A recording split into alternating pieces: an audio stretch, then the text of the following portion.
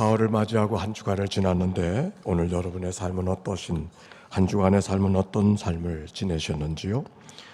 코로나의 기세가 숙여지지 않는 이때 이 상황 속에서도 어떻게 하든지 예배하고자 하는 마음을 갖고 예배하는 모두들 환영하면서 하나님께 영광을 돌려드립니다. 오늘 모두 예배하는 이들, 예배당에 계신 분들이나 온라인으로 예배하는 모든 분들 하나님의 은혜와 축복이 함께 하시기를 바랍니다. 오늘 우리 교회에, 우리 사회에, 우리 교회라는 것은 우리 교회가 얘기하는 게 아니에요. 이 교계에 코로나로 인한 한 가지 논쟁이 지금 벌어지고 있습니다. 어느 보고서에 따르면 코로나가 끝난다 할지라도 교인들이 교회에 나오던 사람이 교회에 많이 안 나오는데 20%는 다시 영영 돌아오지 못할 거라고 하는 그런 조사 보고였습니다. 이런 보고를 듣고서 어느 한 유명한 목사님이 이렇게 말했습니다. 코로나19는 우리 교회, 우리 사회에 제2의 종교 개혁의 기회를 주고 있다고. 가장 중요한 변화는 이제까지 우리들의 생활은 예배당, 성전 이런 공간 중심의 신앙생활이었었는데 이제는 건물이나 공간이 아니라 사람이 중심이 된, 즉 하나님의 백성이 중심이 된 그런 신앙생활로 전환이 되는 그런 중요한 변화의 시기라고 이야기하고 있었습니다. 앞으로 교회는 코로나가 끝난다 할지라도 이렇게 온라인으로 영상으로 예배하는 일은 없어지지 않을 것이니 그러므로 이에 대한 대비를 잘 해야 된다고 하는 예언자 같은 그런 음성을 하고 있었습니다. 아주 유명한 목사님이십니다. 여러분에게 어떻게 들립니까? 그런데 이에 대하여 어느 한 분이 반론을 제기했습니다. 반론을 제기하는 분은 울산대 법철학의 교수인 이종훈이라고 하는 교수님입니다. 그가 아주 간단하게 한마디로 공격했습니다. 그 주장에 대해서. 면죄부 판매를 중단하십시오. 면죄부 판매를 중단하십시오. 온라인 예배가 문제 없는 것처럼 부추기는 것은 마치 저 종교개혁 시대에 면죄부를 주는 것 같은 일이 아니냐고. 종교개혁이라고 하는 것은 보다 본질적인 것을 취해야 되는 것인데 오히려 뭔가 느슨해지고 뭔가 게을러지기 쉬운 이런 온라인의 상태에 신앙생활에게 면죄부를 주려고 하는 것은 또 이게 말이 되는 것이냐고. 그렇게 말하면 당신 같은 사람이 오히려 그렇게 말하면 안 되는 거라고 그렇게 말했습니다. 세게 말했어요. 오늘 온라인으로 예배하는 분들 좀 불편하시겠어요? 불편하라고 하는 얘기는 아닙니다. 근데 이 조군이라고 하는 사람은 근데 우리가 그저 몰라라 할 수 있는 그런 사람은 아닙니다. 이분이 원래는 그 한 20년 전쯤인가요? 서울 대광고등학교라고 하는 장로교회 미션 스쿨이 있었는데 거기 강모라는 학생이 예배 보는 것을 거절했잖아요. 그래서 학교에서 제재를 하니까 아니 예배 보지 않는다고 하는 것 때문에 학교에서 학생을 쫓아내는 법이 어디 있느냐. 그래서 그 학생을 변호해 주던 단체가 있어요. 종교자유연구원, 종자연이라고. 그걸 이끌고 갔던 사람이 그 이종훈이라는 사람이에요. 그래서 반기독교 운동을 만들고 자기를 승려라고 이야기하고 참여 불교연대 그런 파트너십을 갖고 있는 사람이라고 그러면서 오히려 반기독교 운동을 하던 사람인데 어느 날 갑자기 사라졌어요. 방송 설교 듣다 은혜 받고 거꾸로 줬어, 바울처럼. 그리고 돌아와서 오히려 복음을 수호하는 그런 사람이 됐거든요. 그 사람이 그 사람이에요. 방송 설교 듣다가 거꾸로 져서 은혜 받고 새 사람 됐다고 하니까 그 사람에게도 방송 설교는 의미가 있는 건데 그 사람이 지금 방송 설교 온라인으로 예배하는 건 마땅치 않다고 하면서 이렇게 얘기하면서 그들에게 면죄부 주지 말라고 그 유명한 목사님을 막 다그치는 주장을 하고 있습니다. 전자의 이야기와 후자의 이야기, 여러분에게 이 이야기가 어떻게 들려지고 있습니까? 자, 오늘 성경으로 가보겠습니다.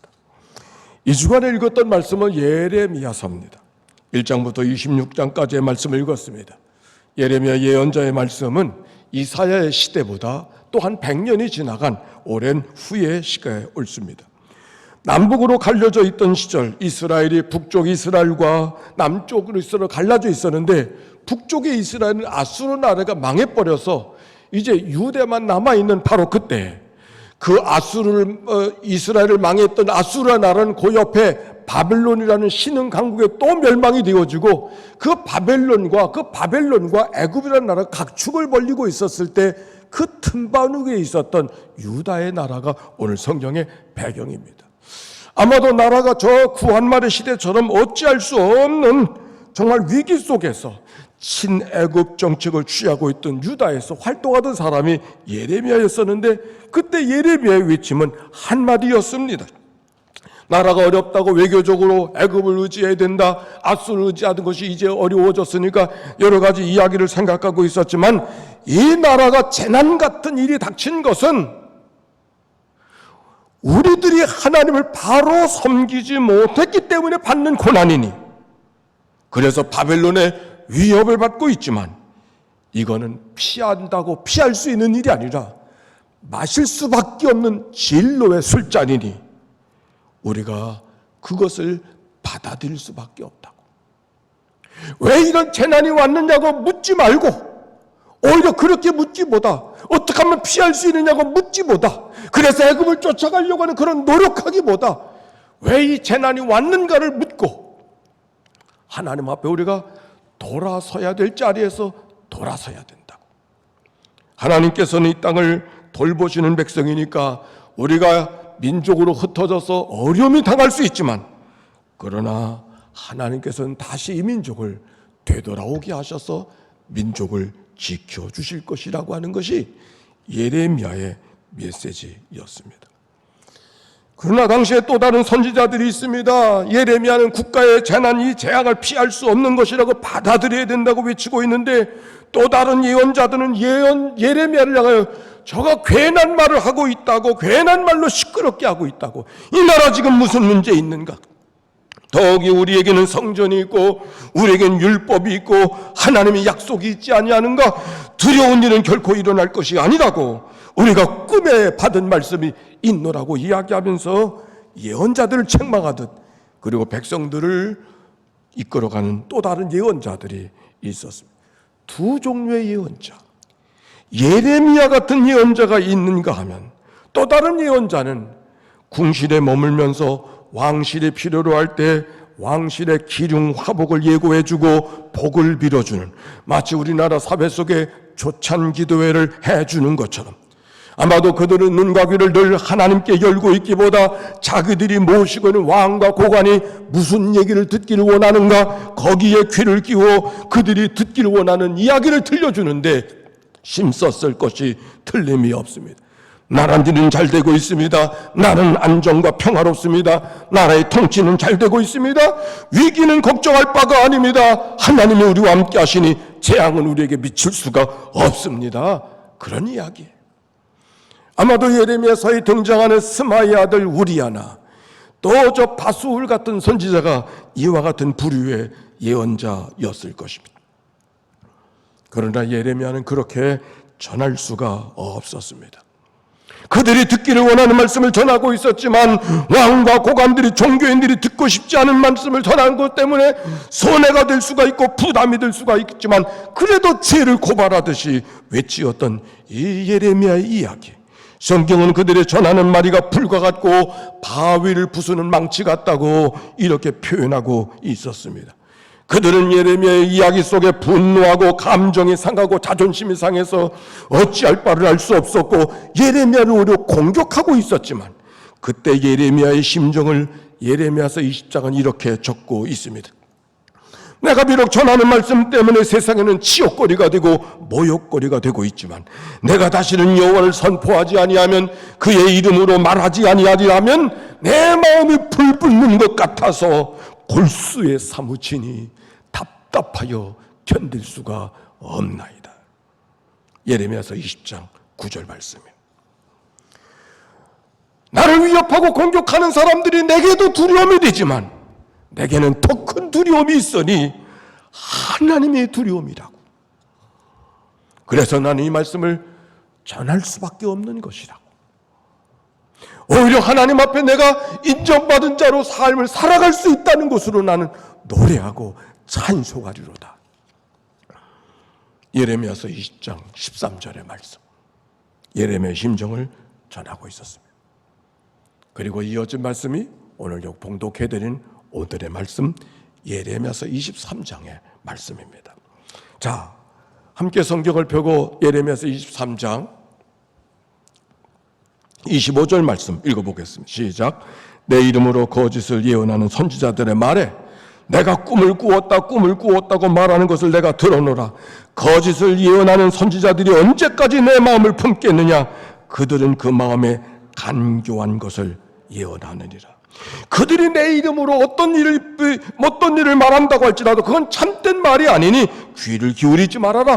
꿈에 들었다고 이야기하지만 그건 간교한 말이니 듣지 말아라. 오히려 27절에 보니까 우리 조상들이 바알로 말미암아 내 이름으로 잊어버리게 했던 간교한 말씀이라고 이야기하고 있었습니다.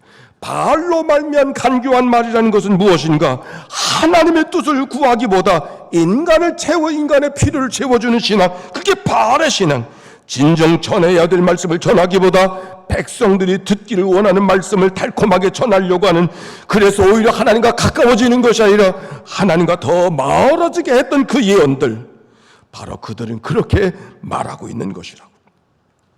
그러면서 하시는 말씀 같이 읽어봅시다. 28절 말씀 시작.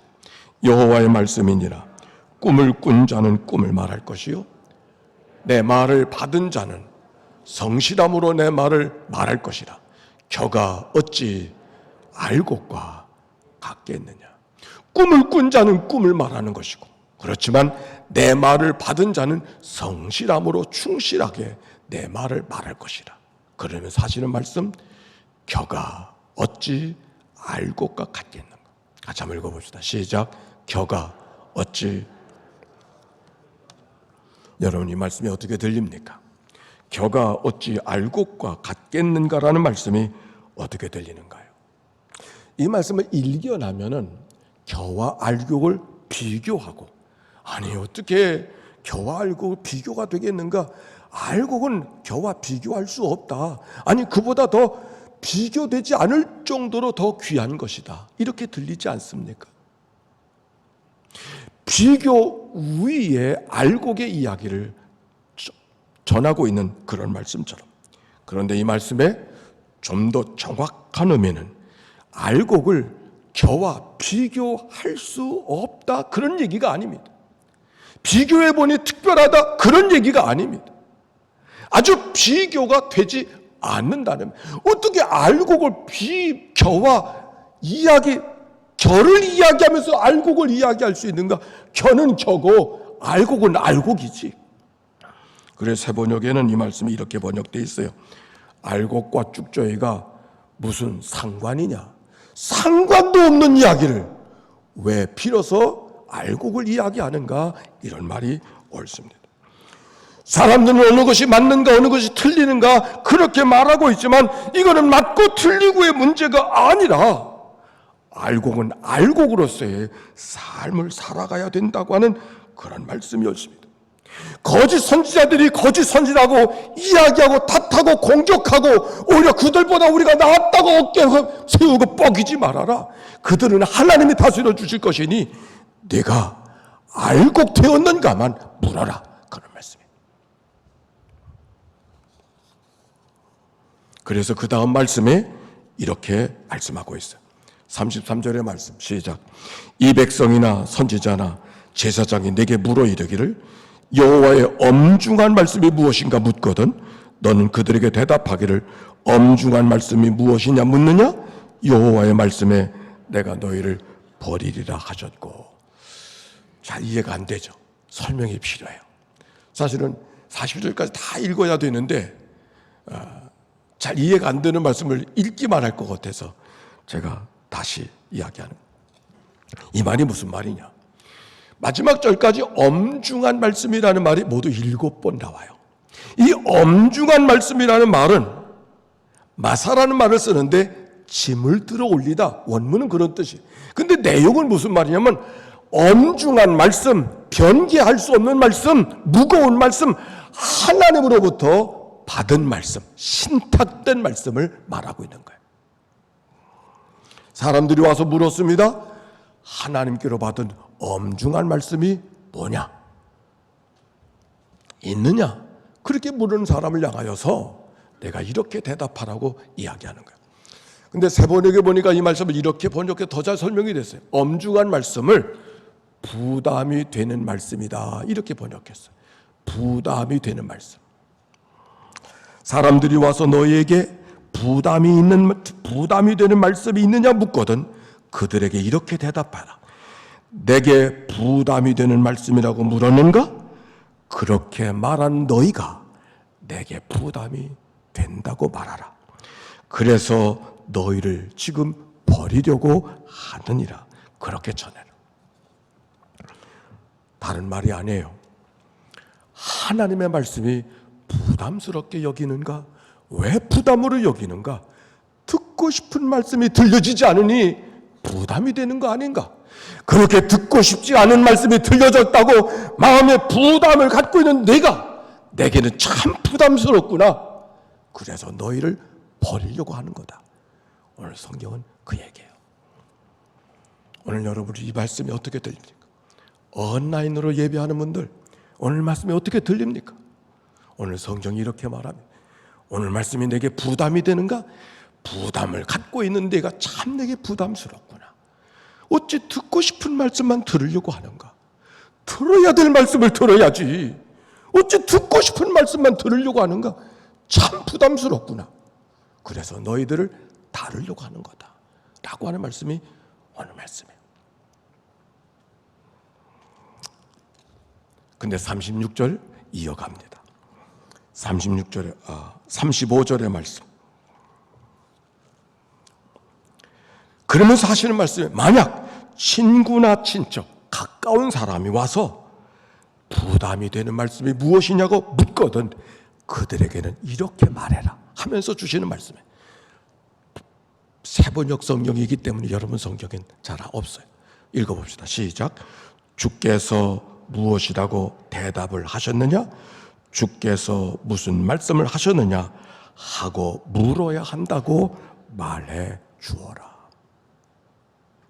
가까운 사람이나 친구나 친척이 부담이 되는 말씀, 하나님께 받은 말씀 없느냐고 이렇게 묻거든 그들에게는 이렇게 말해 주어라.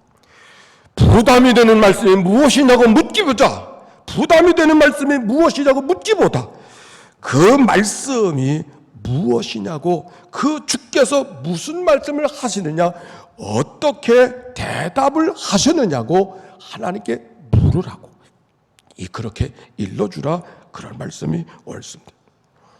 우리는 대개 달면 삼키고 쓰면 뱉는 그런 일을 경험할 때가 많이 있습니다. 오늘 주님이 우리 주시는 말씀은 그런 말씀이 아닙니다. 어떤 말씀이든지 하나님의 말씀으로 들어야 된다는 말씀이에요.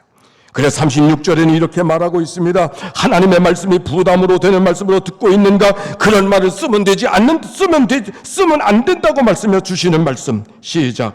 그렇게 말하는 것은 살아계신 하나님, 우리의 하나님 만군의 주의 말씀을 왜곡하는 것이기 때문이라고 말하여라. 우리가 뭔가 부담이 있는 말씀을 들을 때 이 말씀을 바꿔 듣고 싶은 말씀으로 바꿔 듣고 싶은 마음이 우리 가운데 있지 않습니까? 그런데 그렇게 하는 것은 살아계신 하나님의 말씀을 왜곡하는 것이라고. 그래서 어떤 사건, 어떤 재난이 있는가를 묻지 말고 왜 그 재난이 왔는가, 왜 나라가 어려워졌는가를 하나님께 묻고 들으라고 하는 말씀이 오늘 성경의 말씀이 옳습니다. 지금 사람들은 논쟁하고 있습니다. 어떤 것이 참된 예언인가, 어떤 게 거짓된 예언인가. 그래서 내가 전하는 참된 예언이기 때문에 그 말씀을 들었기 때문에 이제는 마음 편안하게 살아야 된다는 그런 것이 아니라는 거예요. 거짓된 예언은 하나님이 다스려 줄 것이니 거긴 관계 끊고 너는 오래 들려진 말씀을 듣고 오히려 그 사건 속에 하나님이 무엇을 내게 가르쳐 주려고 하시는지 거기에 귀를 열고 살아야 된다고 하는 말씀입니다. 예레미야 외치는 이야기는 고난의 독주를 마실 수밖에 없다고 그렇게 말하고 있지만, 그래서 이 재난은 피할 수가 없는 것이라고 말하고 있지만, 예레미야가 진정 전하고 싶었던 얘기는 피할 수 없는 재난이 아니었었습니다. 오히려 그를 향하여서, 백성들을 향하여서 계속해서 전해주었던 말씀, 예레미야서 26장 13절의 말씀. 그런즉 너희는 너희 길과 행위를 고치고 너희 하나님 여호와의 목소리를 청종하라. 그리하면 여호와께서 너희에게 선언하신 재앙에 대하여 뜻을 돌이키시리라. 어떻게 하든지 그들의 길과 행위를 고쳐주게 하기 위해서, 어떻게 하든지 그들이 하나님 여호와의 목소리에 청종하기 위해서 자네의 말씀을 선포하셨다고 하는 예레미야의 진정한 말씀이 남겨져 있는 것이죠. 예레미야 18장에도 보니까 토기장의 이야기를 통해 들려줬었던 말씀도 동일한 말씀이 전개되고 있습니다. 내가 너에게 재앙을 내리며 계획을 세워 너희를 치료하노니 이는 너희가 따라서 합시다. 악한 길에서 돌이키며 너희의 길과 행위를 아름답게 하라 하셨다. 너희들의 삶을 어떻게 하든지 돌이켜 아름답게 살아가게 하기 위해서 재난을 선포하고 있다고 하는 말씀이 예레미야의 말씀이 옳습니다. 어떻게 하든지 그들을 백성을 돌아서게 하기 위해서, 어떻게 하든지 하나님의 백성으로 살아내게 하기 위해서 오늘로 선포하는 예레미야의 엄중한 말씀. 오늘 예배하는 여러분의 마음은 어떤 마음입니까? 이종훈 교수의 이야기가 온라인을 예배하는 이들에게는 부담이 되고 있지 않았나요? 오늘의 말씀은 무엇이 맞고 틀리고의 이야기를 전하려고 하는 것이 아닙니다. 오히려 예배당에 예배하기 때문에 우리들의 예배는 늘 바른 예배가 되고 있는가를 되물어야 되는 겁니다. 우리가 어느 곳에 있는가가 중요한 것이 아니라 우리가 바르게 한다고 하는 그 생활 속에 오히려 진정 바르게 하고 있는가를 되물 수 있어야 하나님의 말씀 앞에 응답하는 자의 모습인 것입니다. 브라질 선교사의 안내로 살다가 몇 해 전에 세상을 떠난 허은석 선교사의 책을 하나 여러분과 함께 소개하려고 합니다. 책 제목이 한번 따라서 한번 해봅시다. 내가 왕 바리새인입니다. 저도 이 말 처음 들어봤어요. 내가 왕 바리새인입니다. 책에 있는 이야기입니다. 지금 한국 교회가 타락했다고 합니다. 왜 그런지 아십니까? 한국의 어머니들이 너무 많이 기도했기 때문입니다. 기도하는 어머니들이 무슨 잘못을 했다는 겁니까? 자기 욕심을 채우기 위해서만 기도한 죄, 내 자식만 잘되게 해달라고 기도한 죄, 내 가족만 잘되게 해달라고 기도한 죄 때문입니다. 욕심과 탐심 있는 자리에 사탄은 반드시 역사하는 법입니다. 나는 절대로 주님을 대적하지 않는다고 생각합니까? 만일 그렇다면 내가 바로 왕 바리새인입니다. 암에 걸리고 고통 가운데 죽음의 고비를 수차례 넘겨보니 내가 가인이었고 내가 라멕이었고 내가 가룟 유다임을 이제 알았습니다. 하나님이 원하시는 것은 어떤 업적이나 성취가 아니라 나의 악한 본성이 발각돼서 하나님 앞에서 내가 얼마나 미련하고 완악한 죄인인 것을 인정하는 것임을 알았습니다. 이것 해달라 저것 해달라는 기도를 빨리 포기하십시오. 하나님은 우리가 잘 먹고 잘 사는 일에 관심이 있기보다 오직 하나님의 생명책 계보에 우리를 포함시키는 일에 관심을 가질 뿐입니다. 어려움이 당하니까 욕이 막 나오죠. 차라리 하나님 버리고 도망치고 싶지요. 맞습니다. 그렇게 우리의 죄성과 반역성이 드러나야 됩니다. 그래야 회개하고 새 사람이 됩니다. 남편에게 어떤 걸 요구했다가 거절당했습니까? 그러면 우리 보통 남편이 내 말 들어주지 않는다고 난리 칩니다. 그러나 그 거절이 크고 놀라운 축복이라는 사실을 알아야 됩니다. 이처럼 자아를 깨트리고 항복할 좋은 기회가 없습니다. 하나님을 찾아가십시오. 하나님을 의지하십시오. 하나님도 들어주시지 않는 거라면 하나님의 뜻이 아닌 줄 알면 됩니다. 언성을 높여 싸웠습니까? 그러면 심정이 어떻습니까? 기쁩니까? 아니면 부끄럽고 어디에 숨고 싶습니까? 그러나 그때 기뻐해야 됩니다. 내 속에 악이 탄로난 것을 기뻐해야 됩니다. 내가 이 정도밖에 안 되니 하고 깨닫게 된 것을 기뻐해야 됩니다. 그것이 믿음이 성장하고 있다는 증거입니다.